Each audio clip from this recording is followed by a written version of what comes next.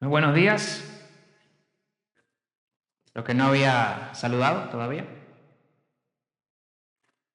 Am,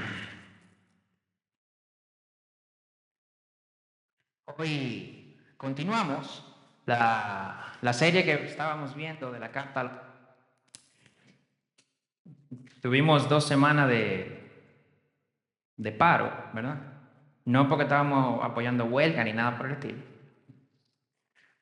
sino porque teníamos invitados, pastores invitados. Entonces, tuvimos esas 2 semanas ahí. Dos, ¿ya? Sí, ok. Y ahora vamos a continuar donde estábamos. Y en el día de hoy, pues vamos a estar viendo los versículos del 22 al 26 del capítulo 5 de Gálatas, pero yo quiero leer ahora desde el 16 hasta el 26. Porque para recapitular un poquito, vamos a recordar que Pablo escribe la carta a los Gálatas a un grupo de iglesias que estaban en Galacia, porque Pablo fundó las iglesias y las iglesias empezaron a caminar bien, pero se desviaron por los judaizantes, eso lo hemos mencionado antes, pero solo para recordar. Y estas personas que venían de Jerusalén querían que estos creyentes nuevos en Galacia se hicieran como judíos, es decir, que se circuncidaran, que cumplieran la ley para salvación, y Pablo, pues con un lenguaje muy fuerte en la carta, está, digamos, contrarrestando esto. Y defiende su apostolado, luego le explica a través de la palabra de Dios desde Abraham, cómo en la misma Biblia hebrea, digamos, en las Escrituras, en el Antiguo Testamento para nosotros, la salvación siempre fue por gracia, desde el mismo Abraham, que probablemente era una persona que estos judaizantes estaban usando como de referencia, como Abraham, padre de los judíos, y de hecho llega a decir de Abraham, padre de los creyentes. Entonces, entre todo esto, Pablo llega al punto de que este evangelio nos llama a una libertad, a la libertad de la ley. Ya no estamos bajo la esclavitud de la ley, sino que estamos libres. Ya no tenemos la condenación de la ley encima de nosotros porque no podemos cumplirla. Ahora estamos libres de esa condenación, pero que esa libertad no puede ser abusada. No se puede mal usar esta libertad. Y el capítulo 5 es básicamente sobre esto, y ahora estamos viendo eso, donde Pablo dice que no usemos esta libertad a la que fuimos llamados como pretexto para la carne. Y vimos en la prédica anterior que una cosa es contraria a la otra. El espíritu por el cual ahora vivimos tiene deseos que son contrarios a los deseos que la carne que todavía queda en nosotros tiene. No son amigos, no se llevan, son contrarios, son opuestos. Y la idea importante es que si queremos vivir el evangelio, de hecho, en nuestras propias fuerzas, vamos a terminar haciendo las obras de la carne. Vamos a terminar precisamente haciendo ese listado de cosas que vimos en la última prédica. Vamos a terminar haciendo eso. Entonces Pablo contrasta ese listado de cosas ahora que conocemos el día de hoy como el fruto del Espíritu. Entonces yo quiero leer desde el capítulo 5, desde el verso 16 hasta el verso 26. Vamos a centrarnos en el 22 al 26, pero yo quiero leerlo desde el 16 para ponernos en contexto nuevamente. Digo pues, versículo 16, anden por el Espíritu y no cumplirán el deseo de la carne. Porque el deseo de la carne es contra el Espíritu y el del Espíritu es contra la carne, pues estos se oponen el uno al otro, de manera que ustedes no pueden hacer lo que deseen. Pero si son guiados por el Espíritu, no están bajo la ley. Ahora bien, las obras de la carne son evidentes, las cuales son inmoralidad, impureza, sensualidad, idolatría, hechicería, enemistades, pleitos, celos, enojos, rivalidades, disensiones, herejías, envidias, borracheras, orgías y cosas semejantes, contra las cuales les advierto, como ya lo he dicho antes, que los que practican tales cosas no heredarán el reino de Dios.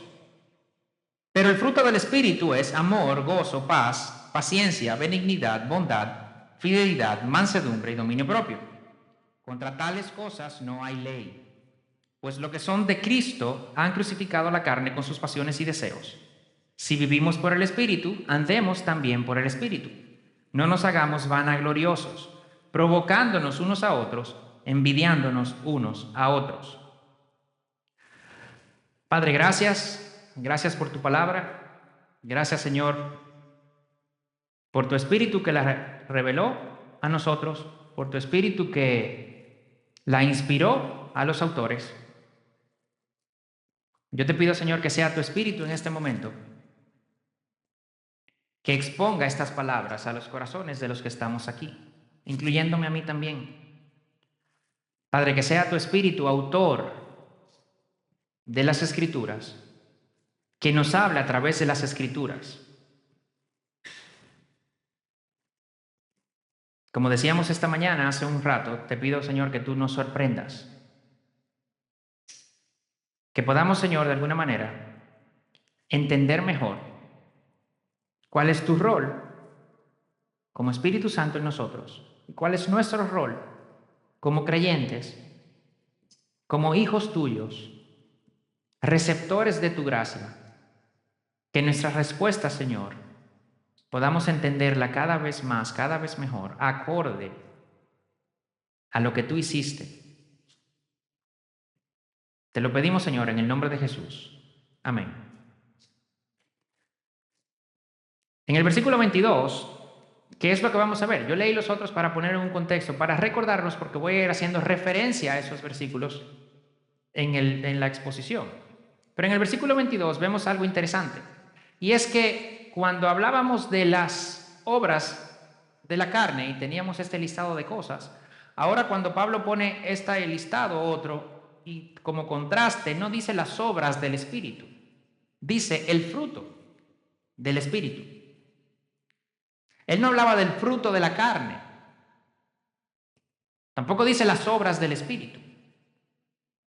Las obras las hacemos nosotros. Las obras se hacen, se fabrican, como una fábrica. Se producen. El fruto crece orgánicamente, como si creciera solo. Tú no te das cuenta del proceso, de hecho. En Semana Santa estuvimos en una casa ¿cómo se llama? En el Valle de Antón. Y había una mata de mango. A mí me encanta el mango. De hecho, alguien me regaló aquí unos mangos, coincidencialmente, gracias a Dios. Y gracias a los que los regalaron. Pero había una mata de mango ahí. Y entonces cuando llegamos, yo veo la mata y veo todos los mangos que están medio verdes todavía, no se podía. Y estuvimos ahí de domingo a miércoles, de domingo en la tarde a miércoles. Y todos los días yo salía 3 veces al día a ver los mangos, y los mangos igualitos. No, igualito. O sea, no me comí ni un solo mango.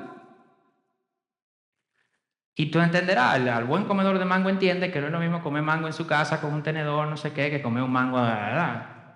Eso era lo que yo, pero eso no se puede hacer todos los días tampoco. Eso es lo que yo quería, no pude. Y yo salía todos los días a ver mango, y mango igualito. Porque no se ve, pero estaba creciendo, estaba madurando. Lo sabemos eso.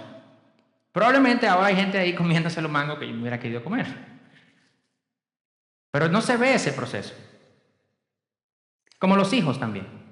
Entonces los hijos, y uno lo ve todos los días, y hay un día que tú lo ves y tú dices, oh, wow, pero creció.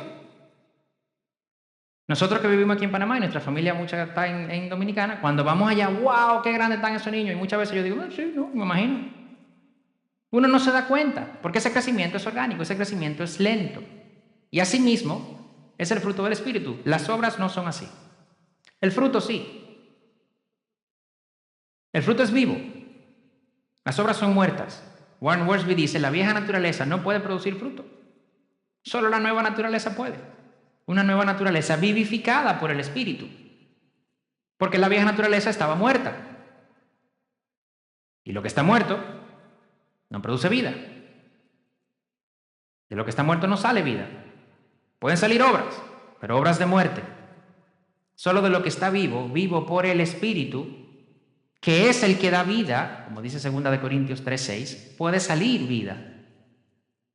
Jesús dice en Juan 6:3, el Espíritu es el que da vida. La carne para nada aprovecha. Las palabras que yo les he hablado son espíritu y son vida. Entonces, Pablo habla del fruto del Espíritu, no de las obras del Espíritu, porque ya sabemos que las obras las producimos nosotros. El fruto no lo producimos nosotros. Pero vamos a ver, antes de empezar a hablar de cómo se produce ese fruto, cómo se da ese fruto, vamos a hablar de este listado de características, de aspectos que tiene el fruto del Espíritu, que es uno solo. No son los frutos del Espíritu, es uno solo. Que en resumen, el fruto del Espíritu es, en inglés, ¿verdad? Que a veces como que pegan artículos para formar una palabra, es Christ-likeness. Eso es ser como Cristo. Ser como Cristo. Eso es el fruto del Espíritu.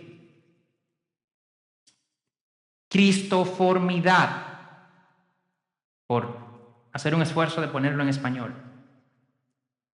Pero Pablo habla de un listado aquí de características de ese ser como Cristo, que no son exhaustivas, es decir, o sea, no son solamente estas 9, hay otras también.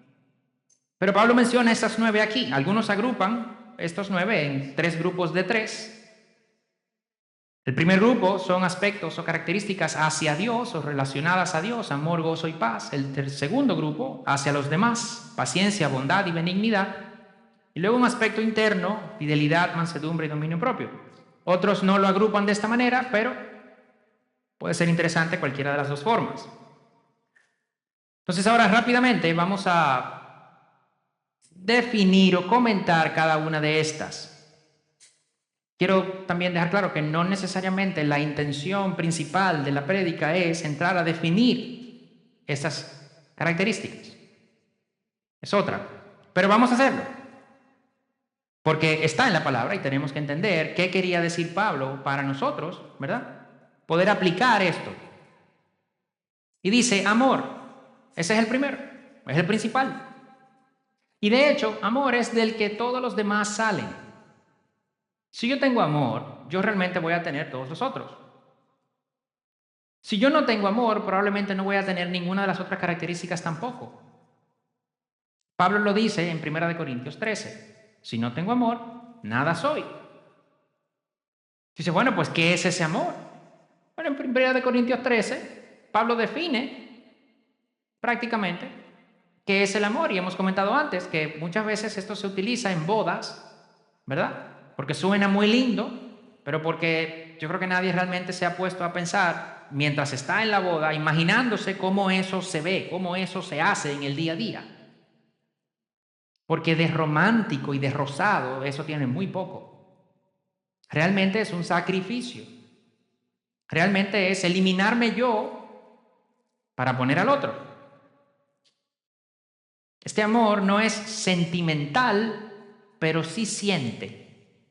No es sentimental, pero sí siente. Pone al otro primero. Se olvida de sí mismo. En 1 de Juan tenemos que Juan dice que Dios es amor. Y Dios, siendo amor, nos amó tanto que dio. El amor da. El amor es una reflexión de Dios. Por tanto, por eso, Jesús dice en Juan 13:35 que los otros van a saber si nosotros somos discípulos de Él, si nos amamos unos a otros. Porque el amor es la reflexión de Dios, es lo que Dios es. Y si realmente somos discípulos de Dios, si realmente somos discípulos y estamos aprendiendo de Dios y somos como Dios, ¿qué vamos a hacer? Vamos a amar. Y esa es la prueba. Todas las demás salen del amor. Pero hay otras. Y Pablo menciona el gozo. Y este gozo no es un gozo de que estoy gozoso, estoy siempre feliz y estoy riéndome, no importa lo que pase, no es eso. Pero es un gozo que no depende de las circunstancias. ¿Por qué? Porque viene del amor que Dios tiene por nosotros, que nos garantiza una vida eterna y abundante. Se basa en la esperanza que tenemos por medio de la fe. Esto no es que estamos en un sufrimiento y que ahora no me importa el dolor, que ahora yo estoy gozoso aunque esté sufriendo. No, ese no es. Ese gozo. Ese gozo es de que yo estoy en sufrimiento, pero yo espero algo mejor. Yo sé que este sufrimiento tiene un propósito en mi formación de mi carácter. Yo sé que este sufrimiento puede ser una consecuencia plenamente del pecado de otro, pero eso está formando mi carácter y ese pecado ya Jesús lo venció en la cruz y yo tengo confianza en eso. Y yo estoy gozoso. Porque todavía esto sea algo terrible para mí, esto se va a acabar. Y por tanto yo tengo ese gozo. Llegará un momento en que yo seré reivindicado, de que ya seré lleno, de que ya no estaré enfermo. Y yo cuento con eso.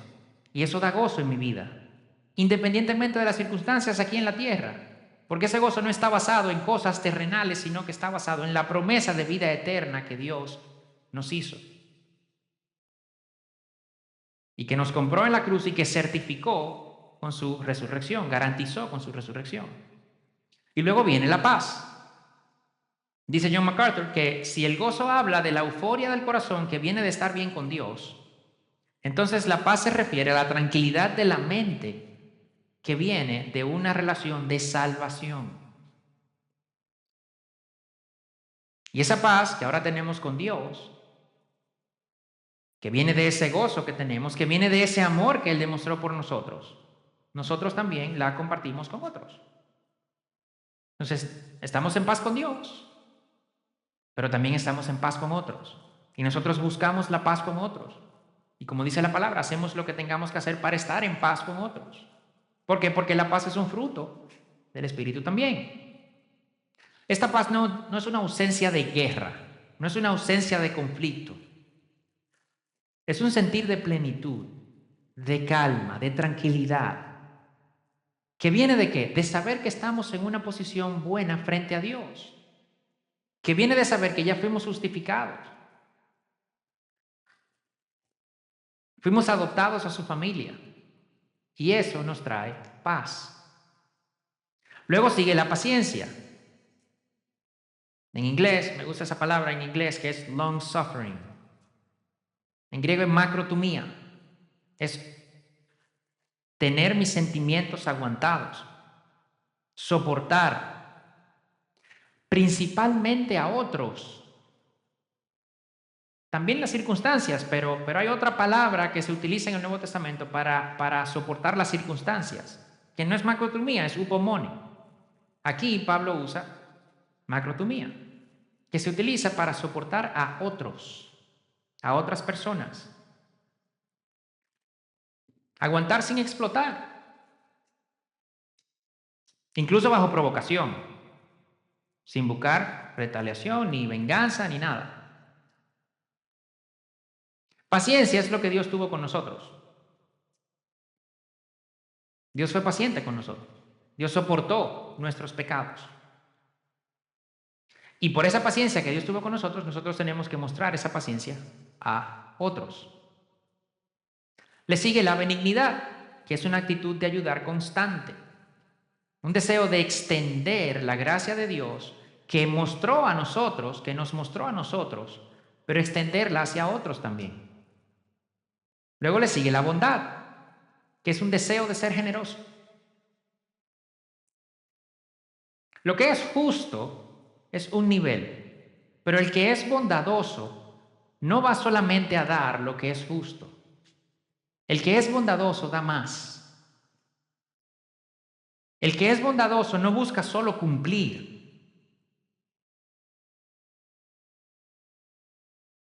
Así como Dios fue bondadoso con nosotros. Porque Dios nunca nos va a pedir algo que Él no haya hecho ya. Dios fue bondadoso con nosotros y nosotros tenemos que ser bondadosos con los demás. Las otras tres, que se conocen como tres que son más internas o de características de la persona que no se ven necesariamente hacia afuera como las otras anteriores, como paciencia, benignidad y bondad. De la primera es fidelidad. Es lealtad a alguien confiable, alguien que mantiene lo que dice, que no engaña, que no traiciona, como Dios y sus promesas, que se mantiene fiel a ellas. Mira, ¿cómo se ve a alguien fiel? Mira, alguien fiel leí un comentario que me encantó esto. Alguien fiel es alguien que cuando tú tienes una emergencia, tú sabes que si tú llamas a esa persona aparece. Eso es alguien fiel. Si tú tienes una emergencia, dices, dame a llamar a fulano, porque yo sé que fulano aparece. Eso es alguien reliable, alguien en quien puedes confiar, alguien en quien puedes descansar. Mansedumbre, que en griego clásico implicaba fuerza y gentileza juntas. Fuerza y gentileza juntas. Eso se ve como alguien humilde, alguien sometido en sumisión bajo la voluntad de Dios, alguien gentil, no dado a la ira ni al enojo, de trato afable, de trato dulce. Eso no es ser menso, ¿ok? No es eso. Es alguien manso, como Jesús, que era manso y humilde de corazón, que tenía todo el poder, pero se sometió a la voluntad del Padre. Y por último, dominio propio, que es alguien en control de todas sus pasiones, de todos sus deseos, alguien que puede resistir la tentación, alguien que puede encaminar su vida en la voluntad de Dios, que no está controlado principalmente por la lujuria, la bebida, la comida. Es alguien que tiene sus deseos y sus pasiones y sus impulsos bajo control. Todo esto es un reflejo de Dios. Todo esto fue mostrado por Cristo en su vida y podemos buscar momentos en los evangelios, de hecho, en el que Cristo mostró cada una de estas cualidades. Y todo esto es el fruto del Espíritu. No es uno y otro fruto y el amor es otro fruto y la paciencia es otro. No, no, no, no, no. Todo esto son las características de alguien que muestra el fruto del Espíritu. Se da de forma natural en aquellos en quienes el Espíritu de Cristo habita, dice Philip Ryken.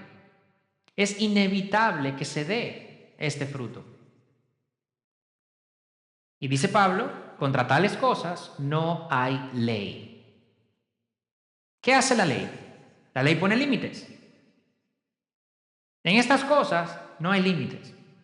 Podemos hacerlas, podemos manifestarlas cuantas veces queramos, en la forma en que queramos en todo momento.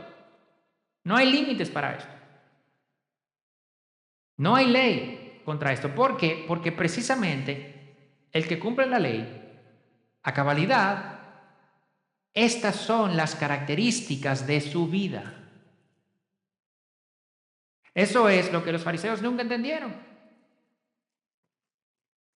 Que cumplir la ley no es yo no hago, yo sí hago, yo sí hago. No, cumplir la ley es manifestar esto siempre. Y cuando no hacemos esto, entonces violamos la ley. La vida que el Espíritu produce en nosotros, eso es interesante, se conforma a la misma ley que no pudo justificarnos. La vida que el Espíritu produce en nosotros se conforma a la misma ley que no pudo justificarnos. La ley está, pero estaba para que nosotros la cumpliéramos. No la pudimos cumplir, no por problemas en la ley, sino por problemas en nosotros. Entonces ahora necesitamos a alguien que nos justifique delante de Dios. Ese alguien es Cristo, que viene, cumple la ley a cabalidad, mostrando precisamente esto, para poder limpiarnos, perdonarnos, para poder poner su espíritu en nosotros, para que entonces ahora realmente podamos, ¿el qué? Cumplir la ley. La ley que nos condenaba, ahora podemos cumplirla porque tenemos el espíritu en nosotros. Pero ahora no la cumplimos para salvación. Ahora la cumplimos porque somos salvos. Totalmente diferente. Por eso dice Pablo en el versículo 24, pues los que son de Cristo han crucificado la carne con sus pasiones y deseos. De nuevo el contraste. Si ya tenemos el Espíritu es porque crucificamos la carne. Los que son de Cristo, dice Pablo, han crucificado la carne. ¿Y quiénes son los que son de Cristo? Bueno, los que han sido comprados por Cristo cuando Él pagó su rescate de ese grupo, con su propia vida. Gálatas 3:13. Cristo nos redimió de la maldición de la ley. Esta palabra redimió, si recuerdan que lo vimos, es exagorazo. Ex tomado de, fuera de, y ágora es el mercado. Exagorazo, se fue tomado fuera del mercado. Se pagó un precio para sacar a eso de ahí. Entonces nosotros estábamos ahí como esclavos bajo la maldición de la ley, y Cristo se hizo maldición por nosotros para redimirnos, para comprarnos, para sacarnos de ahí. Por eso ahora somos de Cristo. Y los que somos de Cristo hemos crucificado la carne. La carne no se crucifica sola. Y ahora vamos a entrar en materia. Nosotros la crucificamos. Así como Jesús decía que quien quiere seguirle debe tomar su cruz y seguirle cada día, Pablo dice, ese que sigue a Jesús, ¿verdad? Que tome su orgullo, su lujuria, su envidia y que lo clave en la cruz. Que lo mate, que lo ridiculice, que lo desnude, que lo golpee, que lo escupa. Que lo deje ahí, desnudo, hasta que se asfixie. La crucifixión es de las peores muertes que se han inventado. Y Pablo dice, no, esa carne tú la crucificas ahí. Eso no es un término medio. Eso no es vivir de una manera de que déjame ver qué tan cerca yo llego, ¿verdad? Antes de caerme en el pecado, déjame acercarme. No, eso no es eso. Eso es que tú cojas eso y lo crucifiques y lo mates. Desnudo, ridiculizado, golpeado, sangrando, hasta que se asfixie y se muera. Eso es lo que Pablo dice. Y aún más, Pablo lo dice como que esto ya pasó. Lo dice en pasado. Los que son de Cristo ya han crucificado la carne. Entonces, ¿cuándo pasó? Bueno, cuando vinimos a Cristo. Cuando venimos a Cristo, nosotros cogimos la carne y la crucificamos. ¿Qué es lo que pasa? Que a veces la queremos como, tú sabes, llevarle un analgésico. Está ahí en la cruz, está crucificada, está muriendo, pero le llevamos un analgésico para que no sufra tanto. Tú sabes, le hacemos transfusión de sangre porque no queremos que se muera del todo. Queremos mantenerla medio viva. Cuando lo que Pablo dice es, ya está crucificado, dejen eso ahí, dejen que se muera, ya. Olvídense de eso. El problema es que no hay una tregua. El versículo 17 que lo leímos decía, porque el deseo de la carne es contra el espíritu y el del espíritu es contra la carne, pues se oponen el uno al otro. De manera que ustedes no pueden hacer lo que deseen. Eso de la carne es como barrer la casa. Tú la barres, ¿verdad? Y si tú no sigues barriéndola constantemente, la casa se ensucia sola. Yo eso no lo entiendo. Pero tú barres. Y si al otro día tú no vuelves y barres, cuando estás así, pues yo barrí ayer, nadie ha tirado polvo ahí, o sea, nadie ha hecho nada, no importa, se ensucia. Que barre otra vez. Eso es como un cáncer maligno. Si tú lo dejas solo, él sigue creciendo, ya hace metástasis y sale para todos lados. Eso es como el agua. Tiene un vaso de agua, ¿verdad? Y tú le haces un hoyito chiquitico, tú no lo notas, tú lo sirves y no te das cuenta. Y tú lo dejas ahí. Me ha pasado. Y al otro día tú te levantas, tú ves la mesita de noche, y al otro día tú te levantas y está mojada la mesita de noche. Tú dices, ¿qué fue? Porque el agua se va saliendo poquito a poco, tú ni cuenta te das. Yo trabajo en construcción, quienes trabajan en construcción ya deben haber vivido lo difícil que es una filtración. Tú no sabes de dónde viene esa agua. Tú ves que está cayendo por aquí, pero eso pudo haber entrado por aquella columna, aquella viga y fue rodando y cayó ahí. Así mismo es el pecado. Así mismo es la carne. Tú le das un pedacito y se mete por todo. Tienes que contenerlo, sellarlo, dejarlo ahí en esa cruz, clavada, olvidarte de ella. Porque si no, vuelve. Y como el agua empieza a erosionar y a erosionar y con el tiempo destruye todo, esa es la carne. Por eso Pablo dice en 1 Corintios 9:27, yo golpeo mi cuerpo y lo hago mi esclavo. Esto no son términos medios. No hay tiempo. No hay tiempo. Esto no es para salvación. Yo espero que eso ya lo tengamos claro. Esto no es para salvación. Pero tenemos que hacerlo. Porque la carne no nos va a perdonar a nosotros. Sigue. El pecado no tiene misericordia con nosotros. John Owen, un puritano, que escribió The Mortification of Sin, la mortificación del pecado. Él dijo, lo voy a leer en inglés porque se entiende mucho mejor, be killing sin or it will be killing you. Una traducción al español. Está matando al pecado constantemente, tú, o él te estará matando a ti. No hay tregua. No hay un acuerdo entre las partes. No es que llegamos a un acuerdo, bueno, ese pecado se queda ahí. No, te va a engañar. Tú lo dejas ahí y te va a engañar, porque te quiere matar. Entonces, no, está bien ya, yo no te voy a matar, ni tú a mí, bueno, pues hacemos un acuerdo, ¿verdad? De no agresión. No, no, no, no. Él lo va a violentar ese acuerdo, porque el pecado te quiere matar. Entonces, o lo matas tú, o él te matará a ti. Calvino dijo que la muerte de la carne es la vida del espíritu. Donde está uno no está el otro. Donde uno gana, el otro pierde.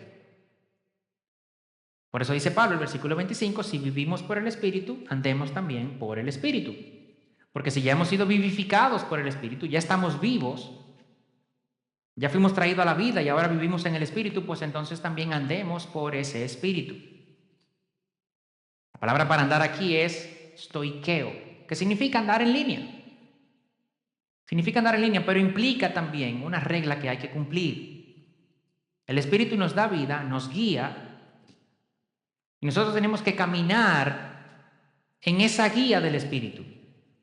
No es por el poder que tenemos en nosotros. No, no es así. El hombre natural no puede hacer esto. Pero nosotros que tenemos el Espíritu sí podemos. Porque sí tenemos el poder para hacer esto. Donald Hagner dice que fuimos liberados de la ley para poder producir una justicia que corresponde con la justicia que la ley demandaba. Otra vez la misma idea. Fuimos liberados de la ley para poder producir una justicia que corresponde con la justicia que la ley demandaba. Solos no podíamos, pero ahora tenemos el Espíritu, que nos guía, que nos empodera, que nos vivifica.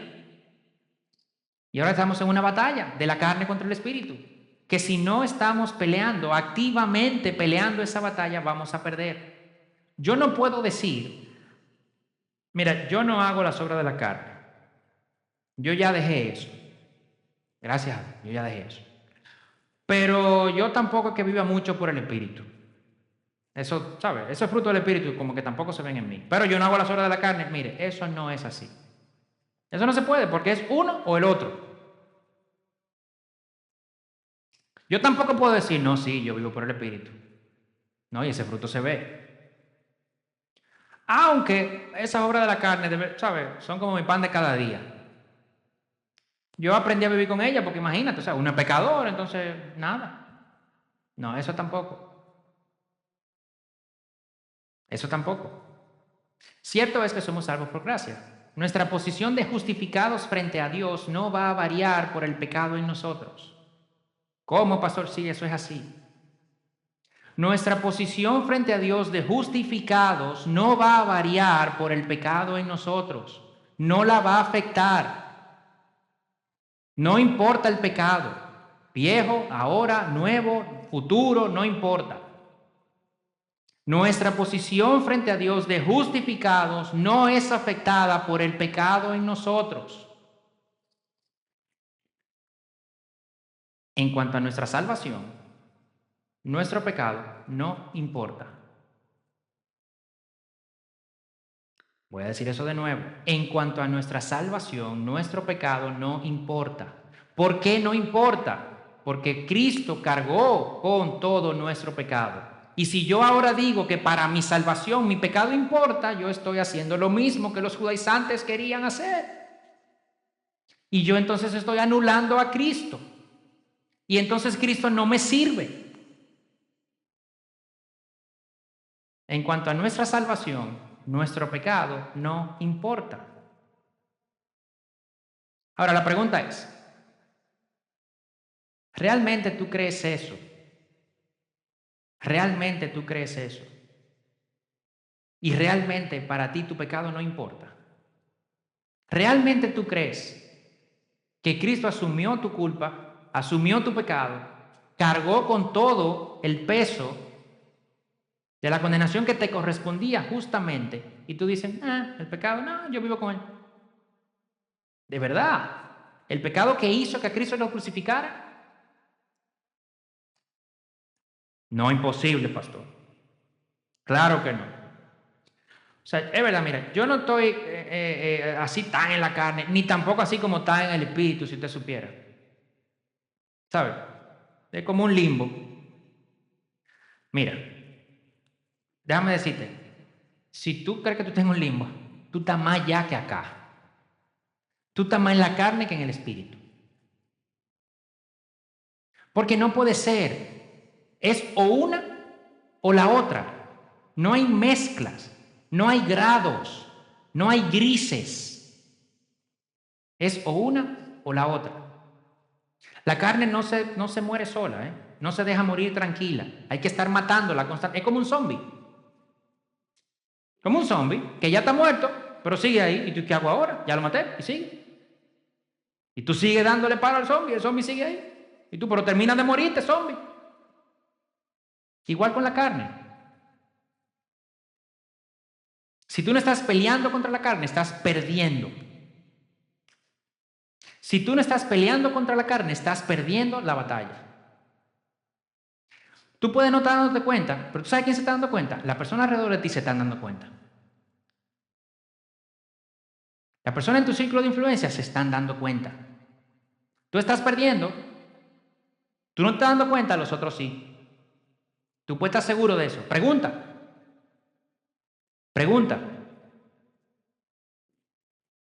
Esta es la idea de Pablo en el capítulo 5. El no estar bajo la ley, dice el versículo 18, es porque estamos guiados por el Espíritu. El no estar bajo la ley es precisamente porque estamos guiados por el Espíritu. El que no está guiado por el Espíritu todavía está bajo la ley. Todavía está en condenación. Y como dice Pablo en el versículo 25, si vivimos por el Espíritu, andemos también por el Espíritu. Lo que Pablo está diciendo aquí es una de dos. O tendremos una vida que se caracteriza por la inmoralidad, sensualidad, idolatría, enemistad, pleito, envidia y cosas semejantes. O tendremos una vida que se caracteriza por el amor, gozo, paz, paciencia, benignidad, bondad, fidelidad, mansedumbre y dominio propio. Eso es lo que Pablo está diciendo. Una o la otra. Dice, wow, pero eso es lo que está diciendo Pablo.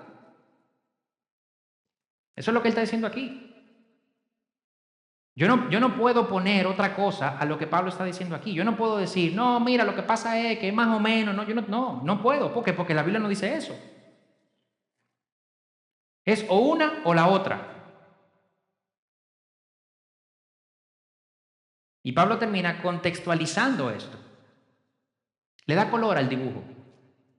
No nos hagamos vanagloriosos, provocándonos unos a otros, envidiándonos unos a otros, dice el versículo 26.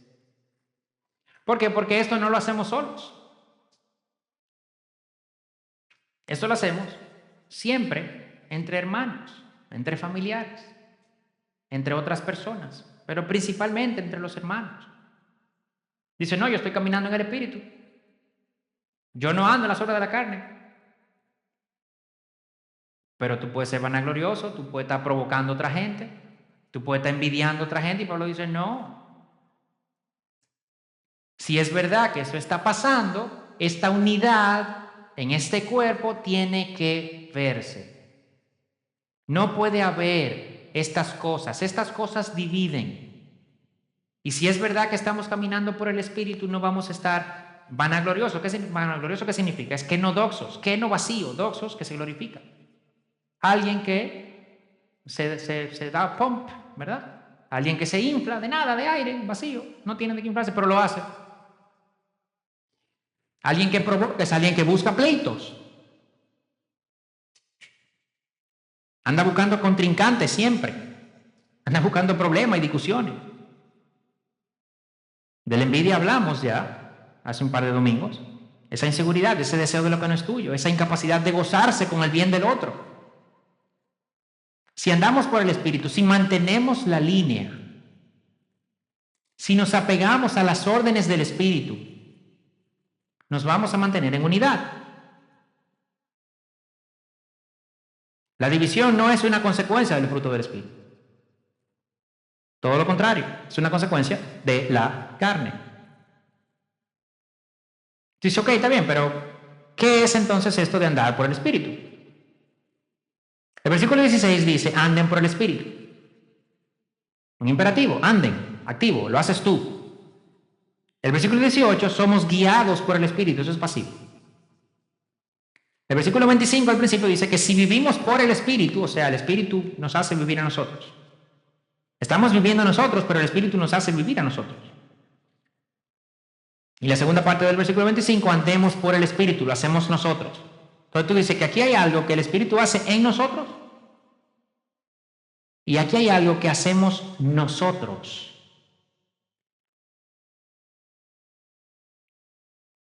Se nos da la orden de que andemos por el Espíritu.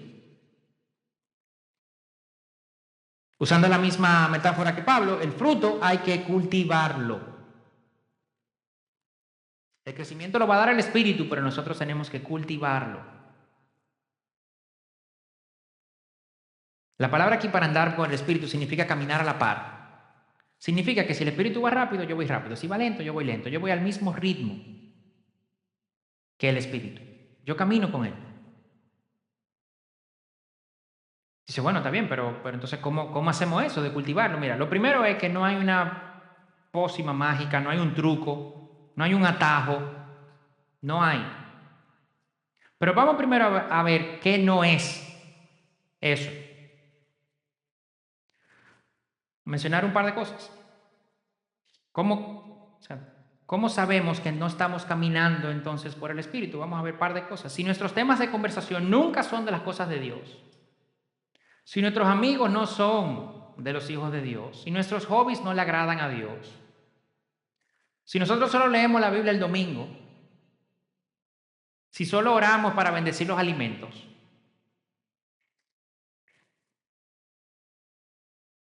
si solo decimos, ¿verdad? Si solo decimos que adoramos las canciones de los domingos, no estamos andando por el Espíritu.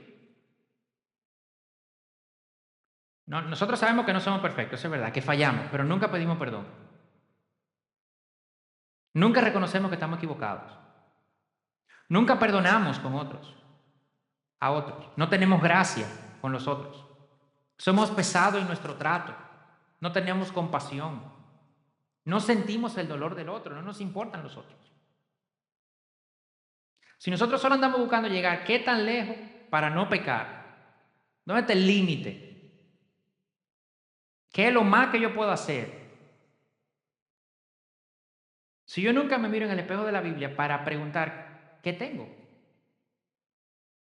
¿Dónde no me estoy pareciendo a Cristo? ¿Dónde tengo que alinear mi vida? Yo nunca hago eso. Si yo veo lo malo en los otros y nunca veo lo malo en mí, si yo no tengo una vida de oración, de estudio de la palabra, de meditación en la palabra, de comunión con los hermanos en la fe, si esto es así, oye, no estoy caminando con el Espíritu. Punto. Si eso es así, no estamos caminando con el Espíritu. Caminar con el Espíritu, cultivar el fruto, es regarlo con la palabra. Es abonarlo con la oración. Es podar nuestro carácter, nuestra personalidad. No escudarnos de que no, es que él es así. No, ¿cómo que él es así? ¿Y dónde está la gentileza? ¿Y dónde está la bondad?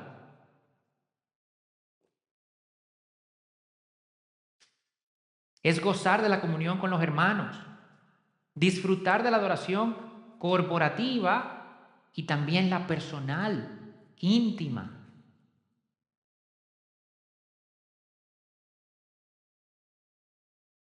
Si no hacemos eso, el fruto no se va a dar. Y si no se da el fruto, vamos a tener obras de la carne. Ese es el punto del capítulo 5. Si el fruto no se da, lo que sí se va a dar, 100%, no tengan duda de eso, si el fruto no se da, lo que se va a dar son las obras de la carne. Esto es urgente, importante, porque si no estamos cultivando el fruto, si no estamos batallando contra la carne nos está ganando, sí o sí. Esa es la realidad. Esa es la realidad. ¿Y dónde sale el fruto? En un árbol, en una planta, ¿verdad? Los mangos, que tanto me gustan, ¿dónde salen? En las ramas, ¿verdad? Bueno, algunos salen en los tallos y tal, pero en las ramas. ¿Dónde tienen que estar las ramas para no morirse? ¿Pegadas a quién? Al tallo. ¿Y qué dice Jesús en Juan 15:5? Yo soy la vid y ustedes los sarmientos. El que permanece en mí y yo en él, ese da mucho fruto, porque separados de mí nada pueden hacer. Permanecer en él es estar en su palabra, en oración, en comunión con él y con su pueblo, queriendo conocerlo más, entendiéndolo más, aprendiendo de él más, pasando tiempo con él.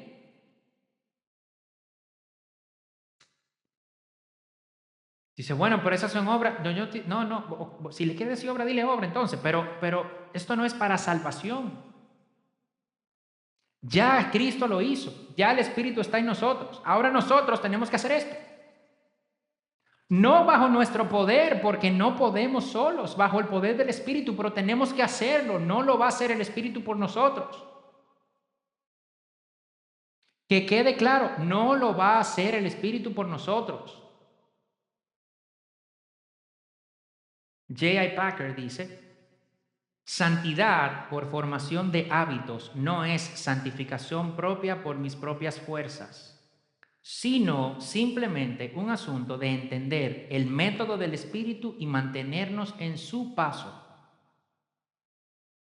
Santidad por formación de hábitos no es santificación propia por mis propias fuerzas, no es eso, sino simplemente un asunto de entender el método del Espíritu y mantenernos en su paso. That's how it works. Así es que funciona. No hay una fórmula mágica. No hay. ¿Se puede falsificar el fruto del Espíritu? Sí. Claro que sí. No por mucho tiempo, pero sí. No se va a hacer, si es falsificado, no se va a hacer en contra de la carne. Se van a manifestar algunas cosas buenas. Pueden engañar a otros, nunca a Dios. Pero la tendencia para las obras de la carne se estará ahí siempre. Y el que falsifica el fruto cuando hace las cosas no lo hace para la gloria de Dios, lo hace para su propia gloria.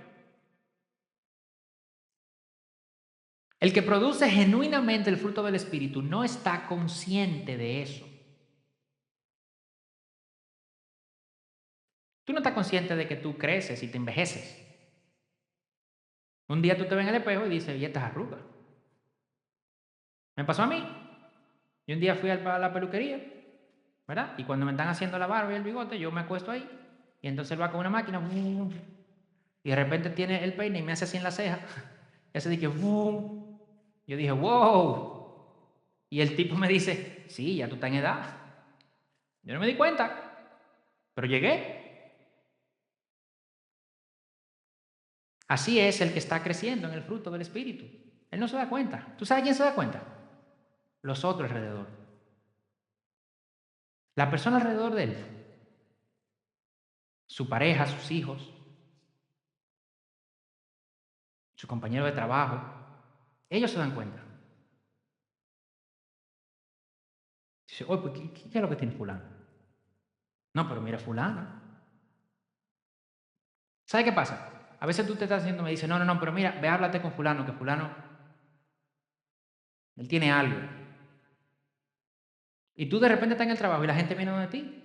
Dice, mira, quería conversar contigo algo personal. Dice, pero tú no te estás dando cuenta, pero los otros sí se están dando cuenta. Claro que sí. Pero esto hay que cultivarlo. Nosotros tenemos que cultivarlo, eso no se da solo. Si lo descuidamos, la carne entonces viene y toma el control. Otro comentario para ir cerrando, fruto versus dones del Espíritu. Ojalá que muchas iglesias le den el énfasis al fruto del Espíritu que le dan a los dones del Espíritu. Porque hay un montón de cursos de hablar en lengua, pero no hay un curso de dominio propio. De eso sí hay, hablar en lengua. Si tú no hablas en lengua, tú no te caes cuando te van a empujar, pues te rechazan, ¿sabes? Tú no tienes el Espíritu. Pero si tú no eres bondadoso, si tú no tienes paz, si tú no tienes paciencia, no pasa nada. No pasa nada. Pero ellos se están olvidando que el mismo Pablo dice cuando habla de los dones del Espíritu que es mejor el fruto del Espíritu. El mismo Pablo lo dice. Yo les muestro un camino más excelente, 1 Corintios 12:31. Él viene hablando de los dones del Espíritu, pero él dice, está bien que quieran los dones, está bien, son del Espíritu, está bien, pero yo les muestro un camino más excelente. Y ahí empieza a hablar de ¿qué? Del amor. Ahí empieza a hablar del amor. Si yo tengo todos esos dones, pero yo no tengo amor, de nada me sirve. El amor representa aquí que el fruto del Espíritu, que es esa característica de la cual todos los demás salen. El que tiene amor, como lo describe Pablo en 1 Corintios 3, demuestra el gozo, la paz, la paciencia, el dominio propio. Todo eso. Pablo mismo dice que es más importante el fruto del Espíritu. No lo digo yo. Y eso nos lleva a una máxima que como iglesia queremos tener. Queremos vivir por esa máxima, que no es de nosotros, pero queremos vivir por esa máxima. El carácter es más importante que el talento. El carácter es más importante que el talento. El fruto del Espíritu es de nuestro carácter. Los dones del Espíritu es de nuestro talento. Y dice, 1 Corintios 12:31, yo les muestro un camino más excelente, el amor, nuestro carácter. El carácter es más importante que el talento. Samuel Chadwick resume esto de una manera que me encantó y voy a leer este párrafo completo. Dice así, el fruto del Espíritu es una disposición afectuosa y digna de amor, un espíritu radiante y un temperamento alegre, una mente en calma y una actitud serena, paciencia perseverante en medio de circunstancias provocadoras y con personas difíciles, una comprensión empática y una disposición a ayudar con delicadeza y tacto, un discernimiento o juicio lleno de gracia y una caridad de gran corazón, lealtad y confiabilidad en toda situación, humildad que olvida el yo y se regocija en la alegría de los demás, y en todo con pleno dominio de sí mismo y control personal, lo cual es la marca definitiva de la perfección. ¿Quién se caracterizó por vivir así? Cristo, que se dio por amor, cumplió su palabra. Tenía todo el poder del universo y se dejó golpear. Cuando expulsaron al ciego de la sinagoga, ¿se acuerdan? En Juan, que lo expulsaron al ciego, que él le sanó los ojos. Él fue a buscarlo. Sintió compasión. Y a pesar de su inmenso sufrimiento, tuvo paciencia y dominio propio. Es entregarse en una cruz por amor. Cristo vivió esto. Cristo vivió esto cuando nosotros no podíamos vivirlo. para Él comprarnos, redimirnos y ahora hacer que podamos vivirlo.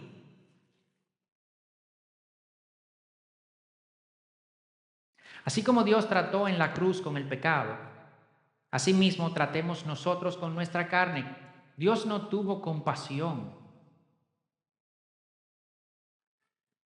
¿Por qué creen que Cristo gritó, Padre, Padre, ¿por qué me has abandonado? Dios mío, porque Dios no tuvo compasión, porque no puede tener compasión con el pecado. Entonces Dios no tuvo compasión con el pecado en la cruz cuando era su hijo que estaba recibiendo el castigo y nosotros queremos ahora acariciar la carne y dejarla ahí más o menos. No. Hay que matar esa carne, no le demos tregua. El pecado no nos va a dar tregua a nosotros. Seamos radicales, que se muera.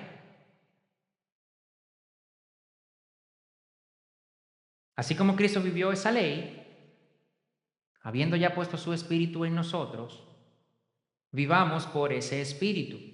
Procuremos mostrar ese espíritu en nuestras vidas. Vayamos a la palabra, a la oración, a la meditación, a la comunión con los hermanos. Vamos a regar esto. Vamos a hacer que crezca. No lo va a hacer otro por nosotros. Por último, y cierro con eso, dice Warren Wiersbe que el fruto se produce para ser comido, no para ser admirado y exhibido. La gente alrededor nuestra está hambrienta de amor, gozo, paz y todas las demás gracias del Espíritu. Cuando ellos las encuentran en nuestras vidas, ellos saben que tenemos algo que a ellos les falta. No llevamos fruto para nuestro propio consumo, llevamos fruto para que otros sean alimentados y ayudados y Cristo sea glorificado. No nos quedemos con ese fruto para nosotros. Eso es para darlo a otros. Hay mucha gente con mucha hambre, con mucha necesidad de esto que solo el Espíritu produce en nosotros. Vamos a llevarlo a otros.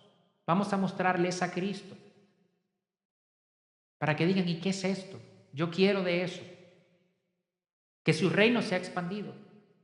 Que el pecado sea mortificado. Que su efecto sea disminuido. Y que el nombre de Dios sea exaltado. Vamos a orar. Padre, gracias. Gracias por tu palabra. Gracias por tu Espíritu que la inspiró. Y gracias por tu Espíritu que nos ilumina, Señor, para entenderla.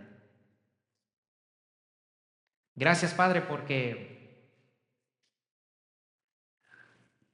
sabemos, Señor, que no podíamos cumplir la ley por nuestro propio esfuerzo, pero que ahora que tú nos compraste y nos hiciste tuyos, ahora tenemos el Espíritu en nosotros que nos da vida y sí nos permite, Señor, sí nos da la capacidad, por su poder, por su fuerza, no por las nuestras, de mostrar, Señor, este fruto. Padre, danos esa hambre, esa sed, danos ese deseo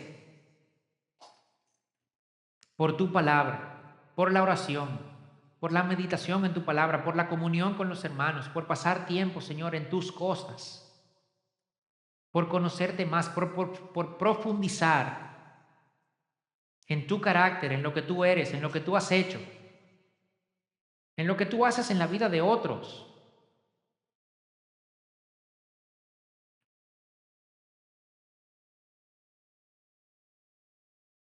Padre, que podamos cultivar este fruto, que tu Espíritu es el que hace crecer y que otros puedan ver este fruto, Señor, y que otros puedan quererlo. Padre, y que así como tú, Señor, moriste por nosotros y nosotros entendimos esto,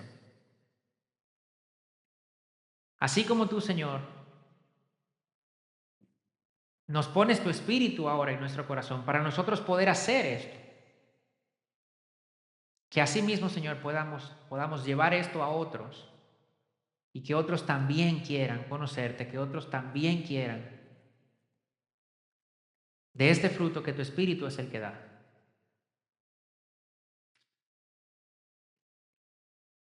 Gracias, Señor, por tu palabra. Gracias por este tiempo. Te pedimos todo esto, Señor, en el nombre de Jesús. Amén.